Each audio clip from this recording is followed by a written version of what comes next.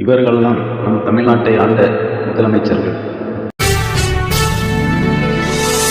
நீராறும் கடலுடுத்த நிலமடந்தை கெழிலொழுகும்